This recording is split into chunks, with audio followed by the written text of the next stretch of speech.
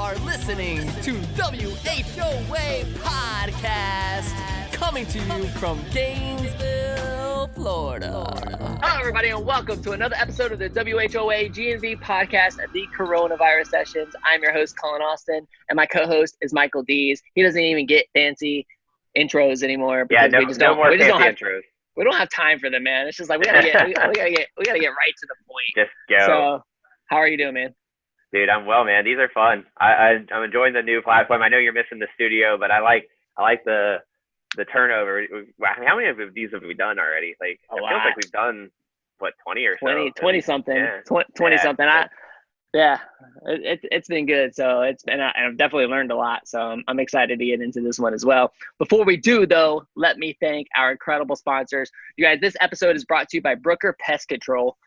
Brian Aurelio is a great friend of mine, and he's always dropping knowledge and wisdom on me, man. I absolutely love that guy. He was on the podcast several weeks ago. It was episode. I went back to look it up so I could tell everybody, like, go back and watch this episode because it was a good one. It was episode 88. But you guys, Brooker Pest Control can take care of your home or business when it comes to pest control. Give them a call at 352-378-2433 or find them online at brookerpestcontrol.com. There you go. That was a really fun podcast. Like, the stories that we got from his episode were so fun. Yeah, it was always like all I remember was squirrels in pantries or something, like in the house. Like, I'm like, man, that is one job I'm glad that I do not have. But I'm glad somebody finds enjoyment of it. And our second sponsor is Matt Houchins of Houchins Consulting. Houchins Consulting is here to help your business through this time of uncertainty, guys.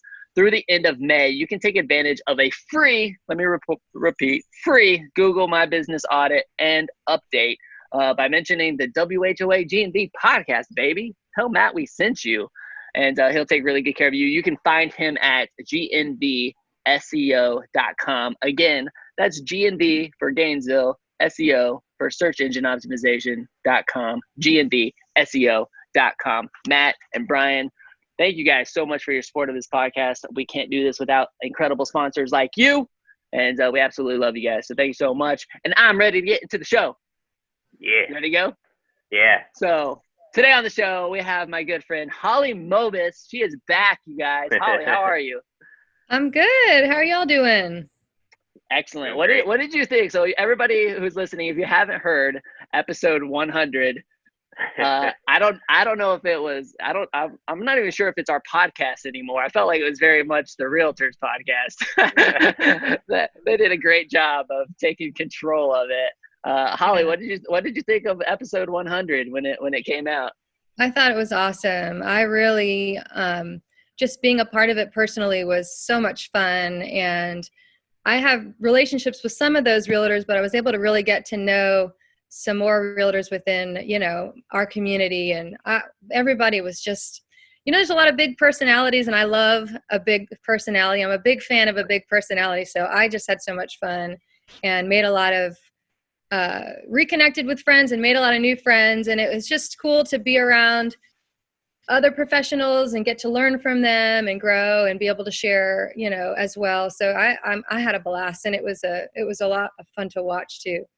Yeah, it was a lot of fun. The show was a little bit like, yeah. A little crazy. We were like, oh, but it was so funny though. Yeah. So for you guys, listening audience, if you haven't checked out episode 100, go check it out. I mean, we did this mastermind format. It was our first time trying something like this. We had never done it. We were like, man, this is episode 100. We got to make it epic. So we had 6 of you guys, 6 real estate agents in the room with Mike and I. And then when you had our crew in there too, I mean, it was a packed house. Yeah. And then Andy Malden decided to sponsor the open bar.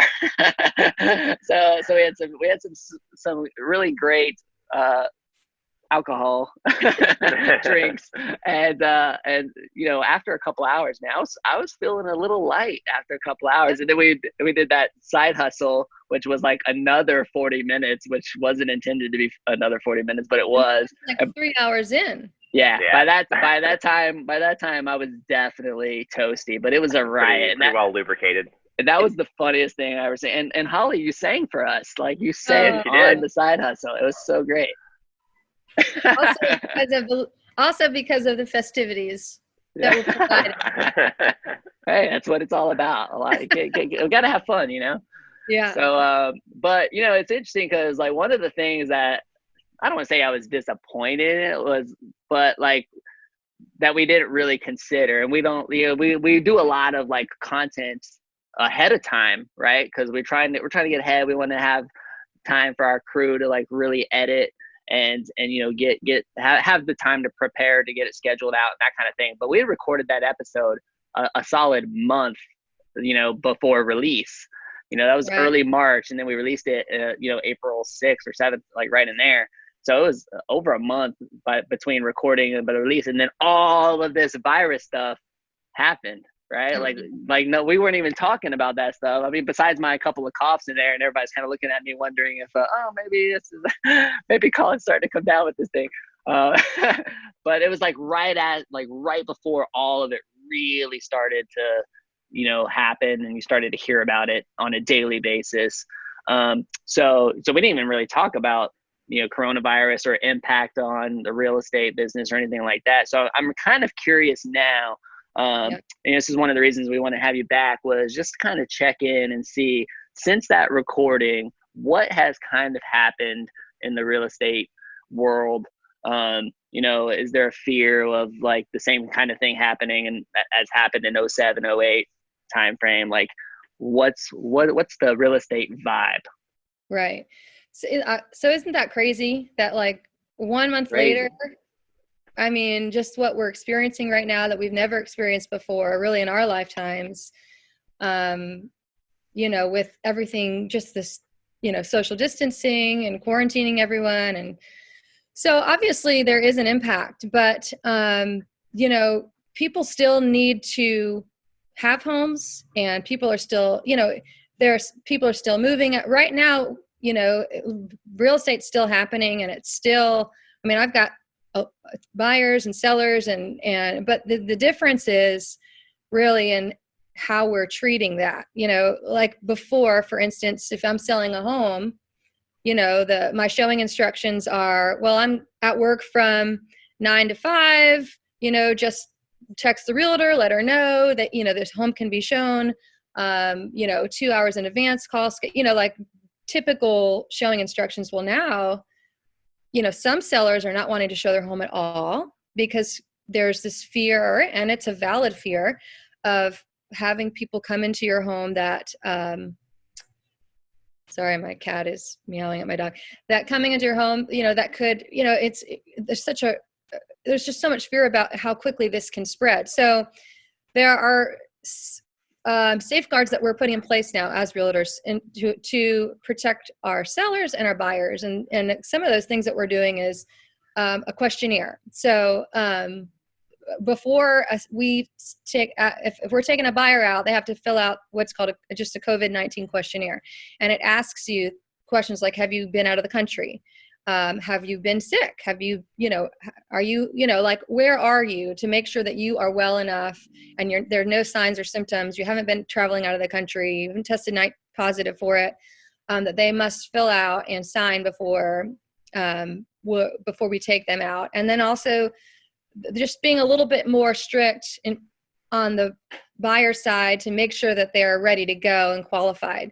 So for instance, you know, maybe before the COVID-19, I would meet a buyer and show them a home before I got all the documentation. If I'm on the phone with somebody, you know, I'll show you this home before I'm like, I need to make sure you're pre-qualified. No, that I'm not going to show them 50 homes before they're pre-qualified, but I might meet them for the first time, show them a home, then go through it. Well, now nobody's going to, buyers aren't going out there unless they're ready to go, they're pre-qualified. You know, we're just being a little bit more strict simply because of being, you know, the precautionary measures that we need to take. And, you know, when, you know, sellers are asking a lot of sellers are saying, you know,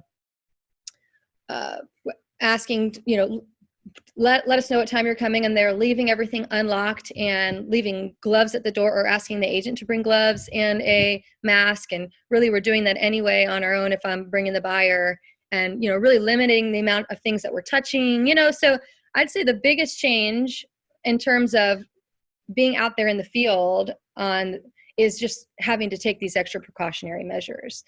And I think also there is some fear, right? There is fear. We don't know what this is. This is, even if we don't want to admit, I think everybody is a little bit uneasy about how all of this, what is this? People are, they've shut down everything that's not essential, right? So there is some fear in, okay, if I'm a seller, I've got a buyer. Well, what's going to happen in a month? So I just had a contract actually, where I had the buyer, and the sellers couldn't close in 30 days because they are their doctors, and their job ends in June, and they're moving in June. So they wanted to do what's called a post occupancy, meaning you close in 30 days, and then the new owners of the home will rent the home to the old sellers. They'll have post occupancy of the home until they leave. Well, my buyers, kind of were uneasy about that, and decided they didn't want to do the post occupancy, and the sellers decided they didn't want to sell the home. They didn't want to wait until June to close. Why? Now, because there's this added fear now of people could be losing their jobs, for them, whereas Sure. the guys, they really loved the home. They just didn't want to do the post occupancy. They were ready. They would have closed, but in the seller's eyes, well, there's a lot of uncertainty out there. So I think it is impacting the way both parties are reacting, and there's a lot as realtors that we have to just be understanding and just do our best because this is new for all of us. But there's definitely uncertainty. You mentioned, is it going to be, are we going to go back to what happened in 2008? I don't think so. My husband's on the mortgage side, and he's been doing this for 20 years. And what happened in 2008 was totally different. That was an issue of, and I'm not a professional, so I don't know how much I should speak to this, but that was an issue of loose money lending and not being responsible with, so that was kind of a different thing. Whereas now banks learned from that, lenders learned from that. We're not in that situation. The situation we're in is is now I think banks are going to be coming higher in their restrictions. So whereas you could get loans in the 500s with the credit score 500s, now it's gone up to like 640. So that's sort of what we're seeing now, is it's going to be harder to get a home. And then obviously there's concern with, are people going to lose their jobs and, not have, what's going to go on with the economy. But I would say that I think the, I'm forgetting the word right now, but the money that has been giving to the PPP stuff. Yeah. Is helping, people are getting some relief in all of this. So right. I think that's certainly going to help. And my hope is, this will be over sooner than later, and we'll be back to business as usual. And, I don't know. Yes. So it sounds like it's been primarily on the processes or the way you do business versus the actual industry as a whole, crashing down or anything like that. None of that's right happening. It's just more of how we're engaging on a day-to-day basis. Yes. I've definitely seen a lot of real estate agents doing virtual tours and doing more live video content. So I think video content or content in general has just been on the rise. Since this has happened, and I've seen a lot of that. So it's interesting to see how, you guys are getting creative, and you've already been creative with now I'm seeing all of your, what's this line? I have not seen this show. What is this? What's it called? The Carol Baskin stuff, or like, it's one of those things where everybody's in quarantine at home and they got nothing else to do. So let's check out what this, it's a bananas show. Definitely not appropriate for kids. probably not even appropriate for adults, but it's a documentary about, like, it's real people, and I can't even explain to you. You have to watch it, really. I mean, Yeah. the things that you see unfold before your eyes, it's like there just are no words. And the crazy thing about it is, like, this really happened, and it happened in Florida, not so far away, and it's like crazy. So anyway, I watched the first 10 minutes of the first episode. I was like, yeah, no. You didn't get far enough. I didn't get far enough, huh? I mean, the things that you see unfold, you're just like, it can't be real. This can't be real life. And the fact that it is what makes it so crazy. The only reason I bring it up is because you and your husband have been doing these skits based on the show, right? Which I think are a unique way to brand. But that's not necessarily on the real estate side, because you've done that stuff on. You've done video, your own parody music videos, parody music videos, which are fantastic on the real estate side. But this has really been on the business side, because we did talk about it like briefly, or you had said it in the side hustle, I think. But you guys also have a brewery in High Springs Brewery. Right. So why don't we dive into that a little bit and kind of tell us how it's impacted that business? And if you're not selling a ton of beers, but this is a time for branding and making skits based on crazy Florida shows, or what? Yes. Well, okay. So on the brewery end, we're a relatively new brewery. We just opened our doors, I believe, June of last year. And so there are kind of different angles that you go when you open a brewery. So you can go the path of distribution, which, when first Mag opened, they kind of started in distribution, and then secondary became the tap room. And the climate when we opened was more, the focus and the money to be made was in tap room and tap room sales. So we didn't really focus at all on distribution, because that's a whole nother animal. So our primary focus was, and God has been good, and we have had a lot of successes. Just, we were brewing for what was in the brewery, so we were brewing for tap room sales. And when we first started, we were just trying to catch up with the demand. And it's for those of you who don't know, it's in High Springs, and it's right in downtown, right across from Priest Theater, close to Great Outdoors. And it's just a really cool spot. Our focus has been, like, for it to be a really, like, family friendly atmosphere. We've got a big field where kids can play around, and we have food trucks, and families just come and hang out. And it's been a really cool spot. So obviously, when all this quarantine happened, all of that ended, and so now it's a refocus of, okay, well, now we can't have an open tap room, which is primarily which was all of what we were about up until that point. So the nice thing is, in all of this, is that they have allowed breweries to continue to be open on a to-go basis. So obviously, meaning you can sell your product to go.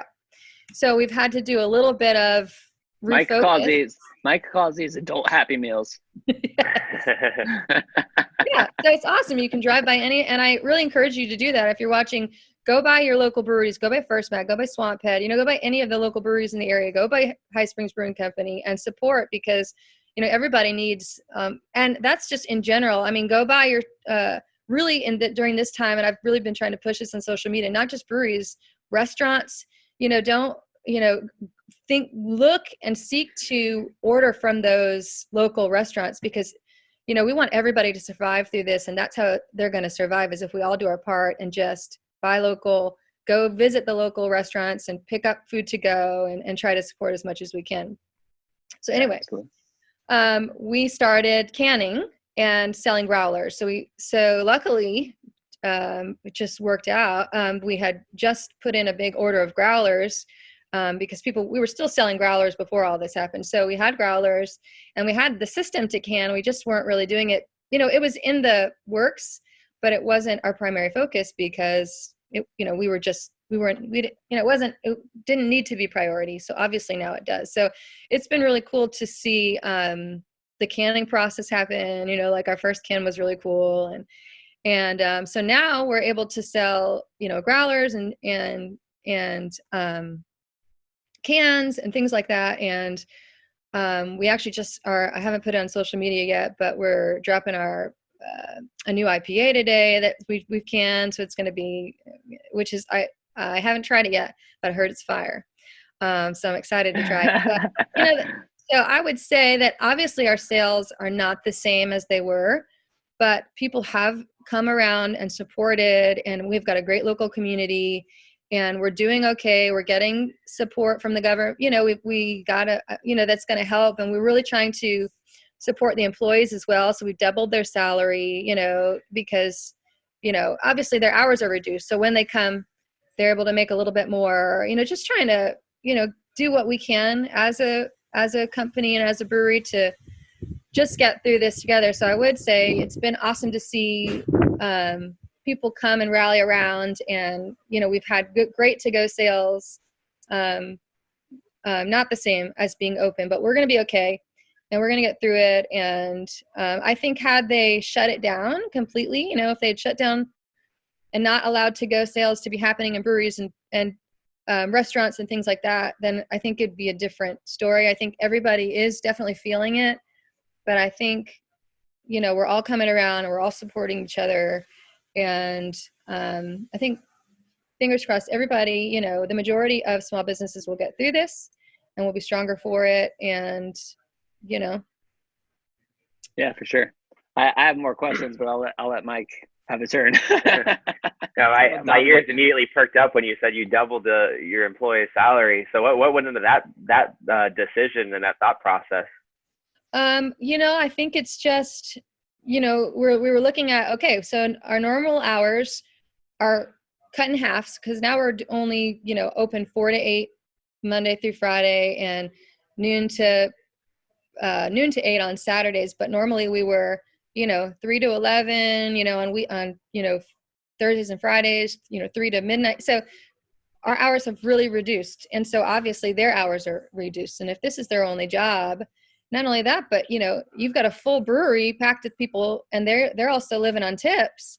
That's significantly reduced when you don't have a brewery full of people for a significant amount of time. So I think it was just sitting down and figuring out what we could do to really love on our employees, let them know that they're valued, and just get everybody through this time. So that's the decision that was made to do that. That's really awesome. Well done on that. So I also wanted to ask you, like, how has this adjustment been for the family side, the kids and the pets, and what has it been like? Are you doing the homeschooling thing? Yes. So that's a great question. So it's been, there's been all these memes out there, like, because I'm a natural introvert, like, it's like introverts, we were made for this, and I this is our time. This is our time, so I think there's definitely been a progression. In the beginning, it was like, all right, I get to sleep in, there is a little bit of, I've got more time, in the beginning, the kids weren't in school, and I think, cut to 4 weeks later, 5 weeks, I don't know how long it's been that we've been doing the social distancing, but I think we're all, even my fellow introverts are like, oh my gosh, I need a routine. I need to, like, I miss being able to go and, I have a Pilates studio right down the street that I go and work out. So I've been like, I've been having to, like, run. Who likes to run? I hate running, but I've been taking my boys out and making them run with me, and doing, like, Lisa's class. I did her class this morning, virtual, So I think all of us, I think there's been good. I think there have been, if good moments out of all of this, for sure. I definitely have enjoyed the extra time where, just spending with my family, having my husband around more, and, just being able to sort of take a breath from the grind that we, impose upon ourselves. So I definitely have felt that, but I think there's the flip side of that, where it's like, okay, even my kids, I was like, so how are you guys doing? In the beginning, they were like, this is the best. And my son was like, I'm bored, Mom. Like, I want to go out. I think kids want to see their friends. And I think that's the biggest thing, is that we're able to connect with our family, but we miss the people that we love. Like, Easter was really hard for my mom, and my dad, that we weren't able to all get together and just, have family dinner. And there's these traditions that we've done forever. Watching church online on Easter was crazy to me. And I think about all of the churches. I've used to work for a church, and I think about just some things that are important. Okay. So tithing is important for churches, right? They survive on tithing. And Easter and Christmas are their biggest. It's like the Super Bowl for churches, right? That's their biggest time. And this has got to be really impacting. And I know they'll get money too but I just think about that, like, well, how is that really impacting all these churches who the Super Bowl of the year, the big, there are a lot of people that do not go to church every Sunday, but they go on Easter and they go on Christmas. And just the fact that didn't happen, or the fact that we just couldn't get together in corporate worship and celebrate what that day is all about. So, I guess, I don't know if I'm answering your question, but the answer is it's good and it's bad. And it just depends on how you want to look at it.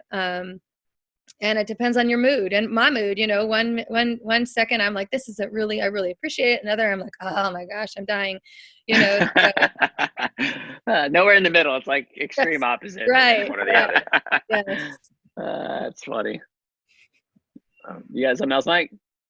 Yeah, that's been one of the themes a lot as we've talked to several different guests. Has been perspective. Yeah, for sure. It's just kind of fascinating. What is there anything, like, if it went back to normal tomorrow, would that be what you wanted? Would you want to have it exactly like it was, or is there anything that as we've gone through this, there's been life changes or things like that you hope stay?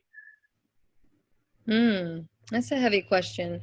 I definitely think that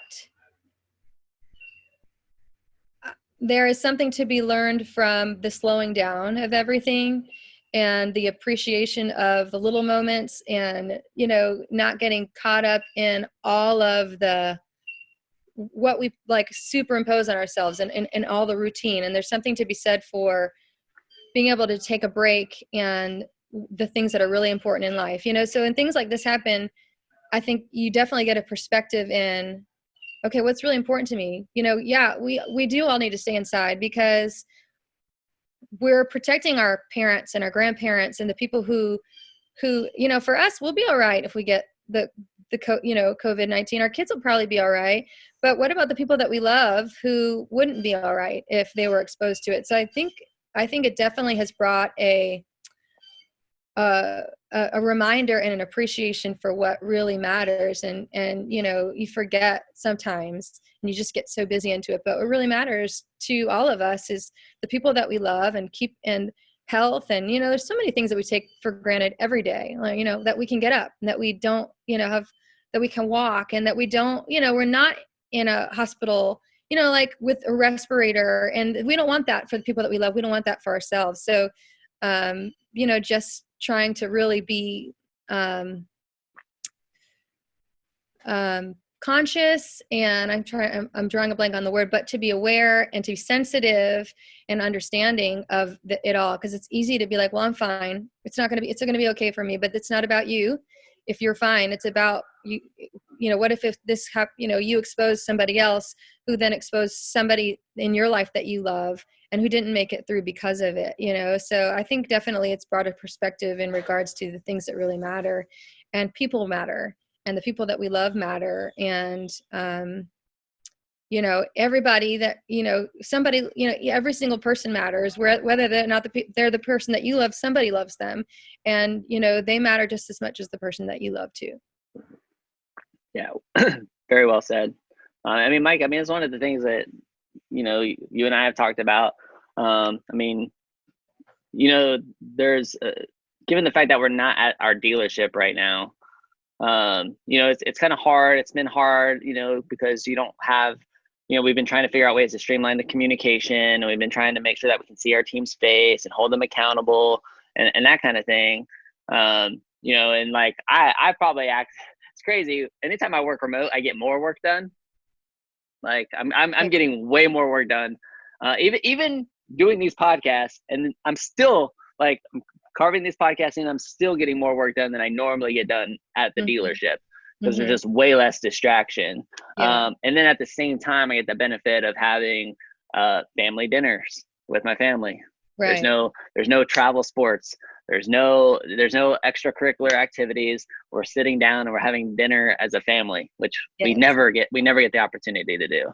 Yeah. And then Mike, and I've heard you say it too, you know, like you're getting tons of work done, but you also have the time to spend with Miranda, and you know, you get that quality time, which you just don't normally get because you're, you know, strapped to the dealership from Absolutely. you know, 9 to 7, you know.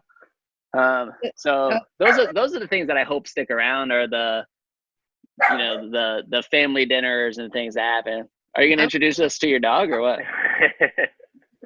Oh, she went inside. Little camera shy. I love that perspective because I feel like it's the opposite, and I don't know if that's a woman in the house role versus the man in the house or what. Because like I have never cooked so much in my life.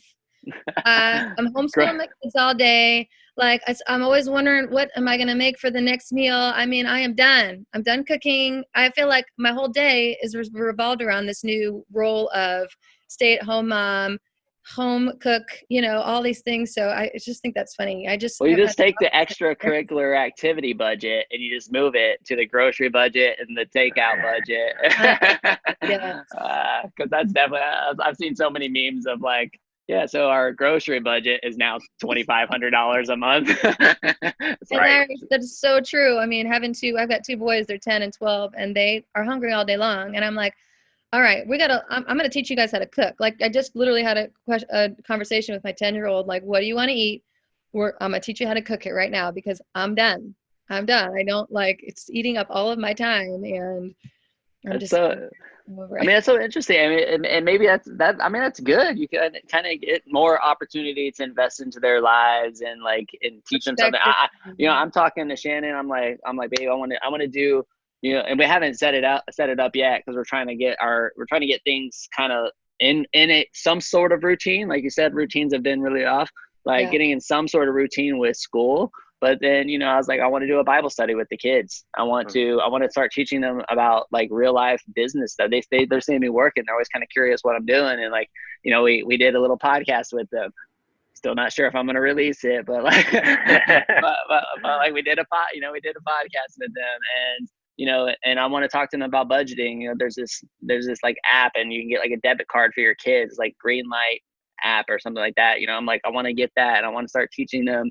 You know, I want to start teaching them how to like take the money that they earn from doing chores and, you know, tithing 10% and, you know, giving to local businesses or charities and that kind of thing. And then also saving up for their Minecraft coins, whatever that is, you know, and the different things. But, you know, we just normally don't have a lot of time for that kind of stuff. Right. So to be able to kind of carve that kind of stuff in right now it's been kind of rewarding. And, you know, I hope that that's the stuff that sticks once this thing is all done. I don't want to carry this on too much longer because we've already kind of surpassed time, but I want to ask you about the brewery, given the fact that the tap room, you know, one of the things that has seemed to be kind of a concern is whether or not gatherings of large groups of people will get back to normal, or will get back to normal soon. I mean, do you think that this is going to become a permanent pivot that you guys have done, or do you think that, you know, later this year everybody will be back at the tap room, you know, drinking and hanging out together? I mean, I hope that people make the right decision for themselves. You know, I do feel like we have short memories. So I think once it goes back to normal, I don't think it will be, as long as it's safe for people. I would hope, you know, that I think people are really missing that and wanting to gather and wanting to just, you know, relax and enjoy time with their friends. It's just the question of, I mean, I think that we're going into uncharted territory, and I don't know. I don't have a crystal ball. So I think it probably will be impact. I think there are people that once this is lifted will be like, well, you know, it's still out there, and you know, I still need to, you know, I don't know. I don't I think probably it will be impacted somewhat, but I do think everyone will be okay. And I really, the biggest concern is that everybody does what's right for them. And, you know, you read things about, you know, that things have come out on Facebook, and I'm no COVID-19 expert, but they've talked about how kind of people need to get out, and it needs to kind of spread a little bit so that it can run its course, but what we're trying to do is come up with a vaccine or treatment for it so that when people do get it, there's we're able to deal with it and manage it. So I think at some point it's going to have to happen, but I could be completely, I'm not, like I said, I'm no expert, and I'm not a lot of research. So. Well, and I certainly don't have a crystal ball either. I think, I mean, if I have a word of encouragement for our audience, I guess it would just be to really try to prepare for whatever you think the worst might be. Right. Like the conversations we've had as a team, are like, okay, we need to be prepared in the event that school does not start in August. We need to be prepared in the event that there is no football season in August. And we need to focus on the short term. We need to get to June. Like let's focus on getting to June, but let's also keep in mind that this is a possibility. And so we need to start taking some steps now. And it's kind of hard because there's just so much pressure in the short term, and then we got so much that we have to take care of right now. And you're working on your back porch, and you got kids that are hungry every 10 minutes. Luckily, Shannon, she's really good about addressing those needs. But I know the tendency is for children to go to mom, and I know that as a mom, that those kids are coming to you over dad probably. Mm-hmm. But anyway, just I guess audience, just think about those long-term implications and try to do what you can to prepare for them now. Holly, this has been great.